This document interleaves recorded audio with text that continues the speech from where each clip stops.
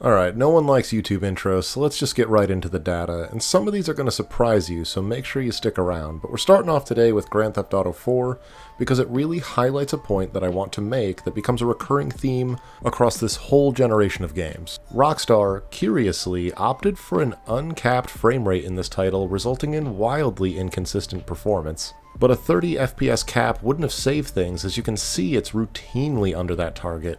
Not to mention the frame time graph off to the left is an absolute mess. So naturally, this game was review bombed for poor performance and a lack of optimization, right?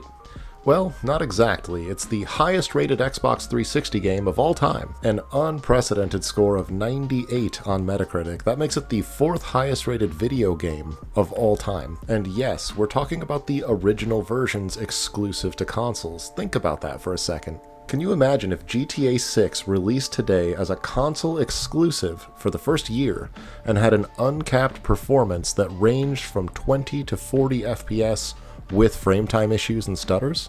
We'd have hundreds of performance breakdowns, side-by-side comparisons, and endless debates about whether the game was even acceptable in its current state. People would review bomb it without giving it a chance, just parroting the negative sentiments they saw on social media. And yet, back in 2008, people played GTA 4 and came away talking about Liberty City, Nico, the physics, the world, the story. That's not because the performance problems didn't exist, clearly they did, but I think it's because we experienced games differently back then. Most of us weren't comparing 6 versions of the same game, we weren't watching frame time analysis before deciding whether a game was even worth playing. If you owned an Xbox 360, you bought the Xbox 360 version, and that was as deep as it went. You judged it based on your personal experience and whether or not you were having fun, not whether another platform was running it, 12 frames per second faster. And the thing I discovered replaying GTA 4 is that it's a really, really good video game. The performance issues are real, the frame graph proves that, but after an hour or two, the graph didn't matter because I'd gotten used to it, and I started caring about the game again. What a concept, right?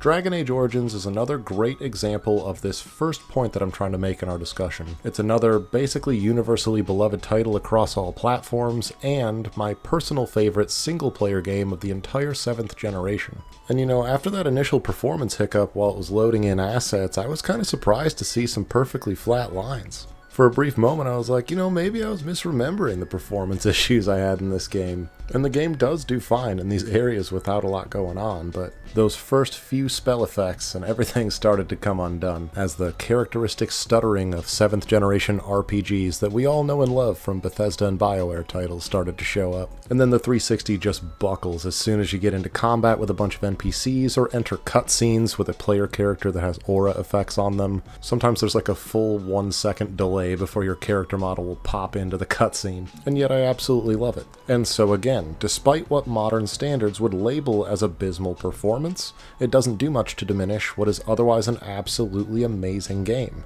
Having dumped a concerning amount of my life into MMOs, I have learned and am a firm believer that you can easily min-max and analyze the fun out of your video games. We never enjoyed them more than when we just got lost in the games themselves, and this highlights the reason the classic BioWare titles get so much more love than any of their more modern releases. The performance is worse, but the game underneath is timeless, and that's what really matters.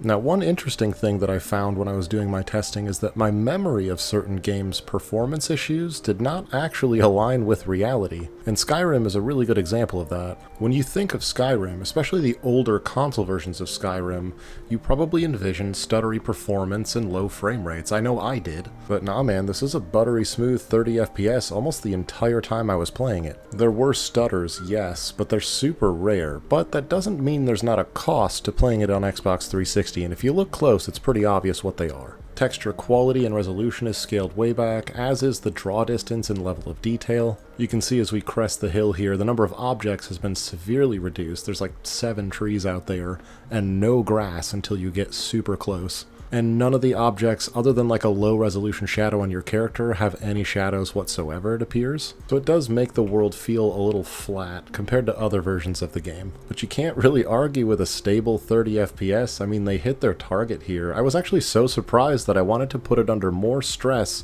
just to see if it could still maintain it. And even running around outside Falkreath, where there's a bunch of fog and rain, there's way more trees and foliage. Things that often are associated with having a pretty negative impact on performance have no impact here. Even as we get closer to the town and have to load in all the assets for the buildings and the NPCs, it really doesn't budge. And I think that's due to some creative choices and technical wizardry that we can kind of deduce if we look closely. While weather effects and rain typically do negatively impact performance, we can see their implementation of it here is functionally just darker color grading with some little rain lines streaking across the screen occasionally. And the fog effect looks like they just actually pulled in the draw distance and then put like a translucent fog texture a certain distance away from your character. And since they pulled in the draw distance and there's likely no volume to the fog, it probably gave them extra budget for things like the additional foliage. Pretty creative stuff. Well, I tell you what, if Skyrim runs this well, then I bet its older and less technically advanced brother Oblivion runs a lot better than we remember too. Yeah, no, not at all. Keep dreaming, buddy. Oblivion is a stuttery mess regardless of where you play it. It's a fundamental issue with the game's design itself. But, on the flip side of that, since it's a universal across all platforms, Xbox 360 is actually a perfectly fine place to experience the game because it's mostly fine outside of the stuttering, and you're going to get that anywhere. The core of what makes the experience so fun is still all here, from the silly, broken-ass glitches to the super bloomed-out graphics. It's all intact on 360. I suppose somewhat unsurprisingly, Oblivion's post-apocalyptic cousin, Fallout 3, built on a modified version of the same game engine, does experience similar issues. Now when you see these spikes on the graph, you're watching the video, it almost doesn't seem like much. A little blip on the radar, right? But your brain is very acutely aware of all 30 of these meager frames that were allowed on 360. So when it stutters like that, you definitely feel it, and frankly it's kinda jarring sometimes. Sounding pretty immersion-breaking to me, but was that enough to soil the opinion of people playing these games on Xbox 360? Well, I think you get the point by now. They're some of the most beloved titles of all time, and they also boast some of the greatest longevity. They're still some of the most played and modded games to this day. So clearly the richness of these worlds transcends any performance issues that they may have had.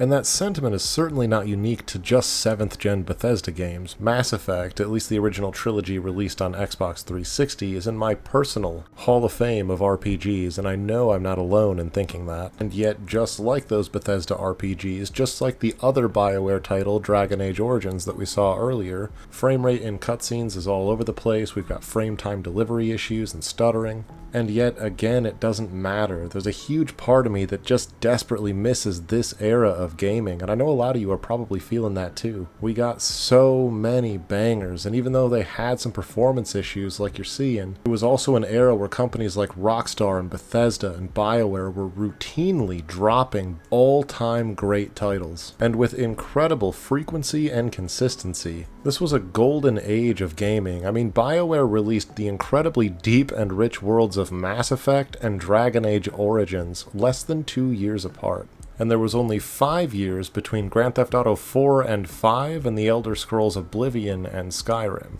All of these all-time classics were released on Xbox 360, and we haven't seen a GTA or Elder Scrolls game since. But alright, this is becoming a bit of a tangent. If you haven't played Mass Effect yet, you really should. It's an amazing series. But not every game is one that I'd recommend you revisit on Xbox 360 in spite of its performance issues. Dark Souls is a great example of that, and the last game on today's list. The frame rate buckles here too in combat, but this is a game where precise inputs matter, and we see the worst performance dips in the boss's attack animations and the resulting environmental destruction afterwards. And for me, it's just not worth the frustration of dying to performance dips and stutters on boss fights, in a genre where smooth performance is such an important facet of the gameplay experience. Alright my friends, so what did we learn today? How bad was Xbox 360 performance really? Honestly, in some cases, worse than I even remembered. A lot of these games stuttered frequently or struggled to hold their target frame rates, some of them weren't even close. And if they launched like this today, I think people would spend a lot more time arguing with each other about it online than they would actually playing them. But the thing is, after I played them for a while and stopped looking at the graphs, I stopped paying attention to the frame times and started paying attention to the games themselves again. The characters, the worlds, the stories, the music, those moments that still stick with you across decades. And it reminded me that while performance absolutely matters and we should be pushing developers to make games with smooth gameplay experiences, it's never been the only thing that matters, and it's certainly not the most important. Maybe that's why so many of these Xbox 360 games are still remembered so fondly today, not because they were technically perfect, but because they gave us something worth remembering in spite of their imperfections, and honestly, I think there's something kind of refreshing about that. You should revisit the Xbox 360 if you have the ability to. In spite of any shortcomings, it has some of the best games you're going to find on any console, and they're highly affordable. I repurchased a copy of Mass Effect for this video, and it cost me $4, if that gives you a reasonable idea. But yeah, moral of the story, these 7th gen consoles absolutely rule in spite of their performance issues, some of the best games of all time, and I highly recommend them. Appreciate you if you stuck around to the end of the video here. If you like nostalgic content like this, I'll have a couple other good options popping up on screen for you, probably right about now. And you can like and subscribe and all that if you feel like it and you want to vote for more stuff like this. But that's all for today, boys. Thanks for stopping by.